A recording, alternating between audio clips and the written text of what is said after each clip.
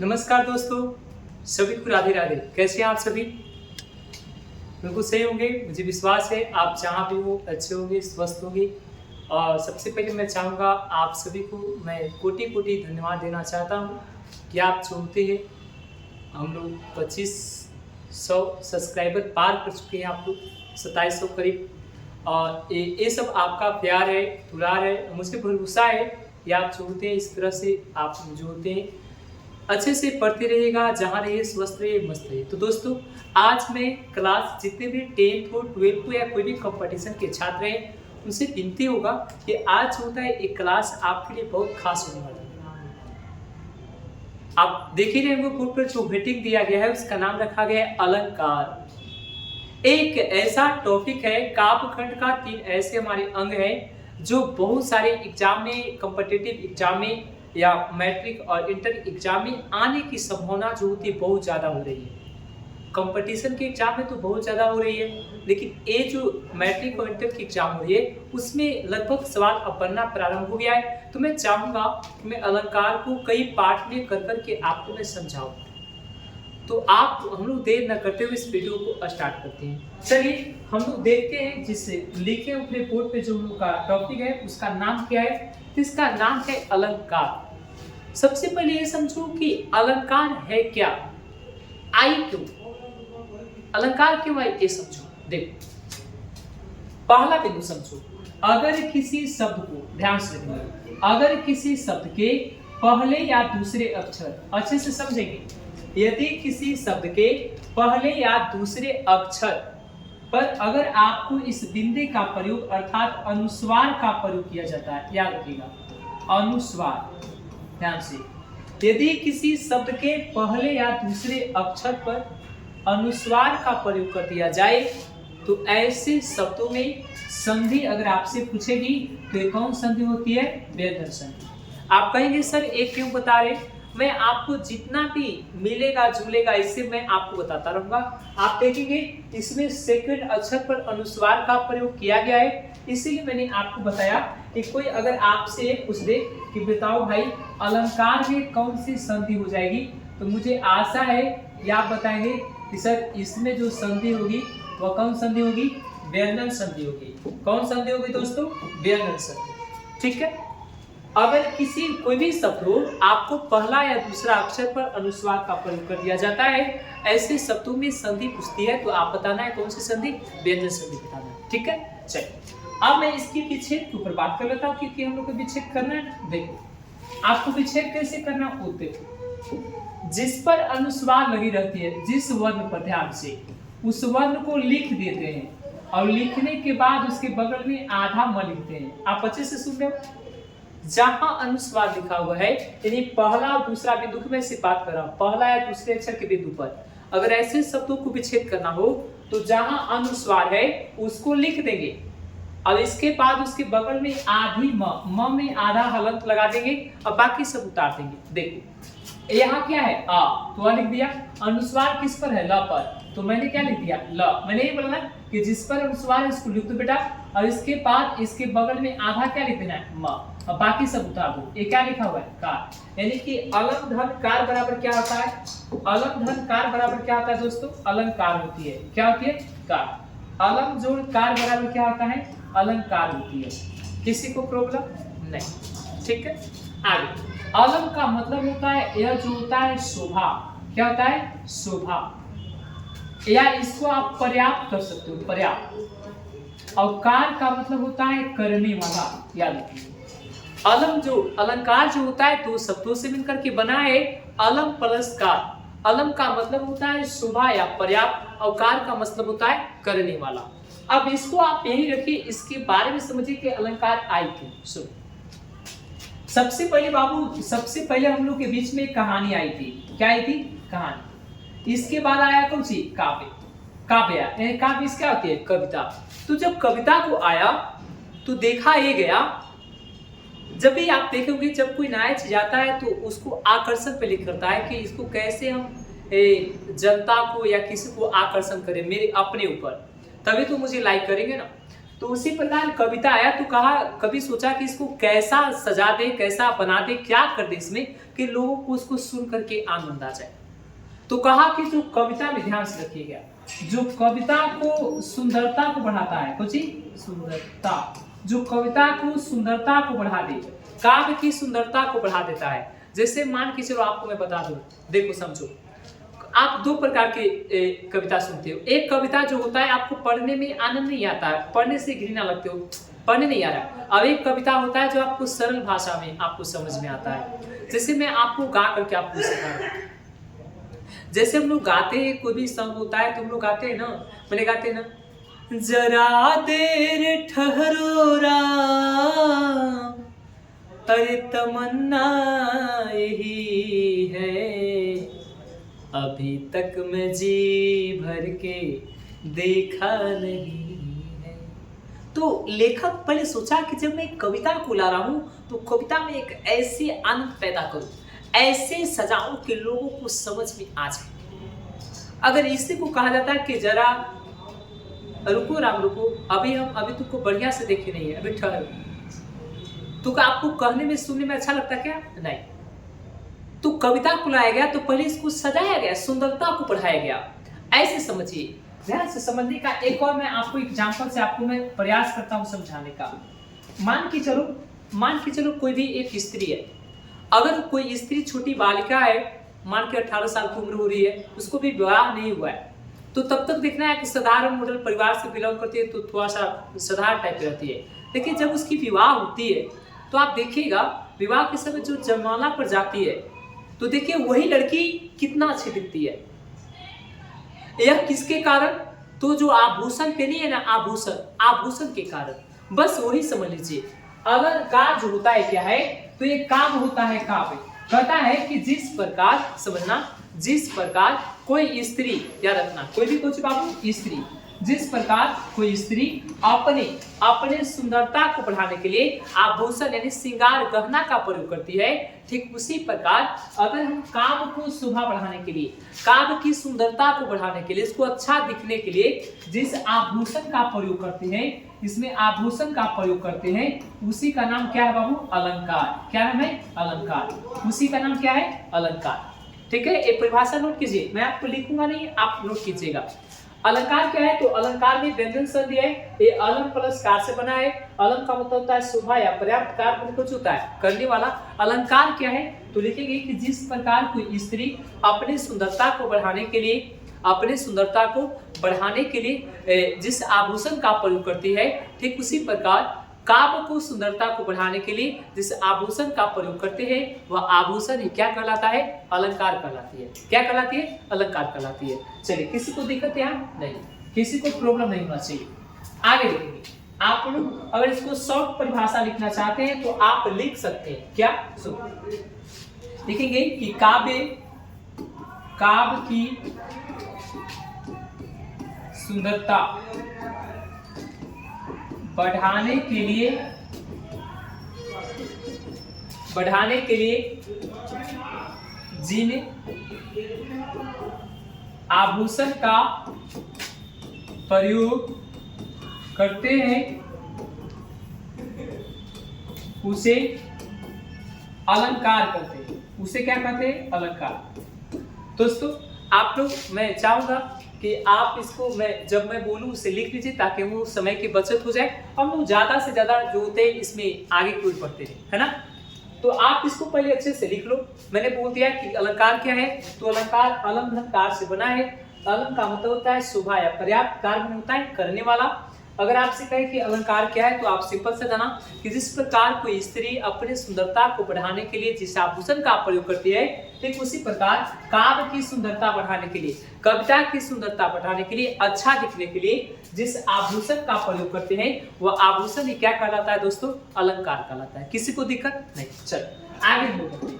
आगे हम लोग बहुत जो होता है शीघ्र बढ़ते हैं, आगे बढ़ते हैं। आगे क्या सुनिए, अगर आपसे कहे कि अलंकार जो होती है, ध्यान से, अलंकार होती है, तो अब अगर पूछेगा कि अलंकार का, अगर आपसे कोई ये पूछे कि अलंकार का शाब्दिक अर्थ बताइए, शाब्दिक अर्थ, ध्यान से, अलंकार का शाब्दिक अर्थ बताइए। तो शाब्दिक अर्थ कहेगा तो इसका मतलब बताएंगे कौन सी? आभूषण। क्या बताएंगे? आभूषण। या नहीं कहने आएगा तो इसको कौन सी कहोगे? आप गहना कहोगे। आभूषण या कौन सी? गहना। अलंकार का शाब्दिक अर्थ होता है आभूषण या कौन सी? गहना होता है। ठीक है, याद रखेंगे। अब दोस्तों आपको मैं जो बताने वाला हूँ, आपको मैं जो कहने वाला हूँ, जो समझाने वाला हूँ, इसको आप अच्छे से समझ लेंगे। जो मैं आपको दे रहा हूँ उसको आप बढ़िया से।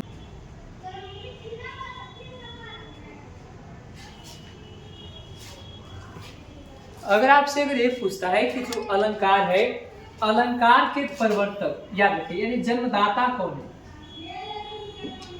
अलंकार के जन्मदाता, जन्मदाता कौन है?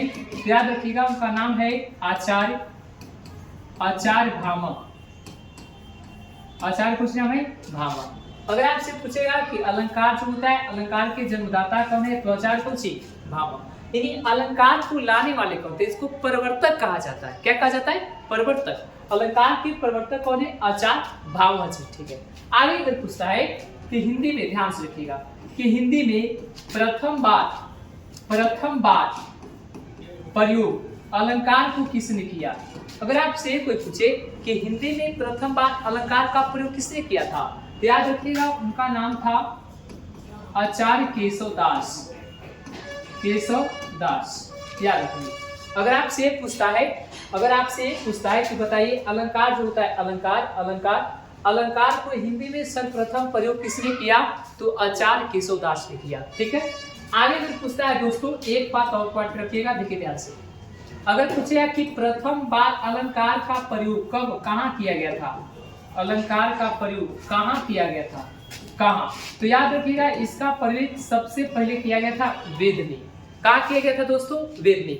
अलंकार का सर्वप्रथम प्रयोग वेद में किया गया है। इसीलिए हमारे एक और आचार्य के, ध्यान दीजिएगा, उनको मैं नाम लिख रहा हूँ, वो तो ध्यान से देखेंगे। उनका नाम था राजशेखर। ध्यान से, राजशेखर नाम के एक हमारे आचार्य थे। उन्होंने कहा कि जो अलंकार है,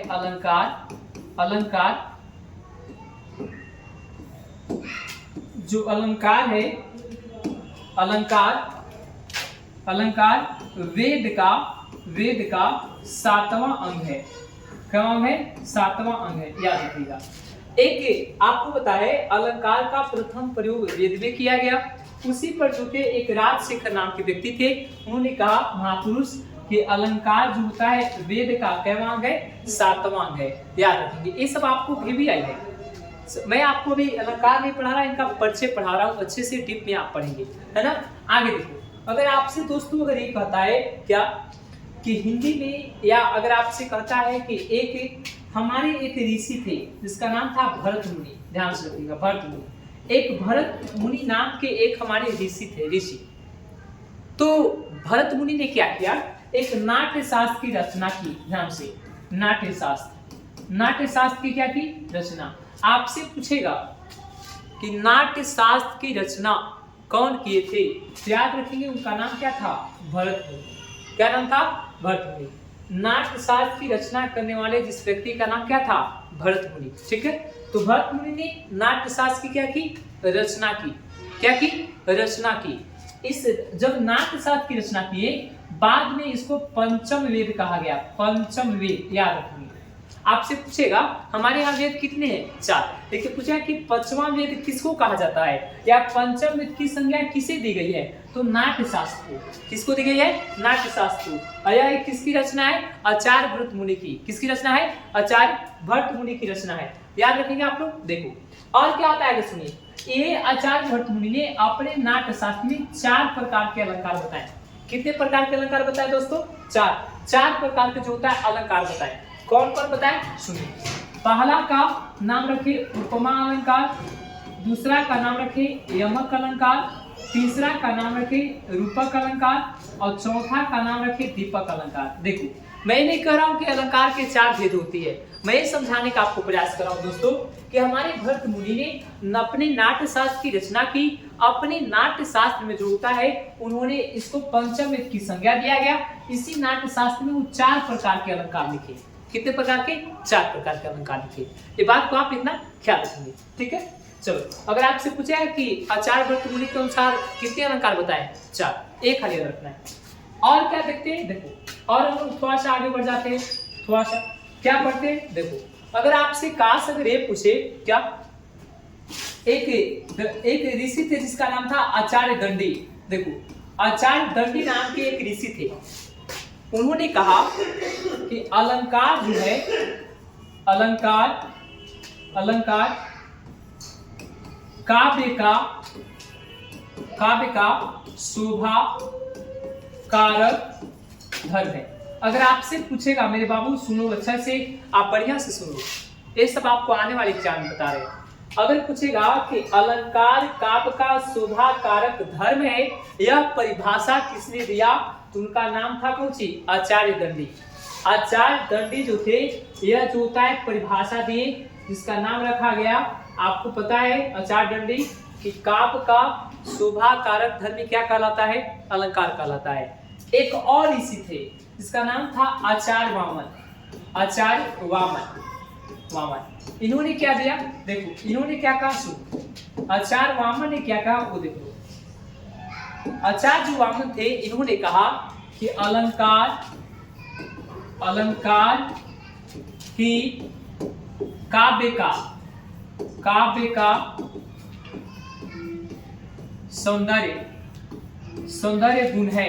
याद रखिए, आपसे पूछेगा कि अलंकार जो होता है यह कविता का सुंदर गुण है, यानी कि इसी से कविता का सुंदरता बढ़ती है। यह परिभाषा किसने दिया, तो उनका नाम था आचार्य वामन। और अगर कहेगा अलंकार ही जो होता है काव्य का शोभा कारक धर्म है, यह परिभाषा किसने दिया, तो आपको दोस्तों पता है, बताना किनका नाम है, ये तो आपको पता ही है। आपको नाम है किसको? आचार्य दंडी को। अब एक परिभाषा पूछेगा आचार्य वामन को।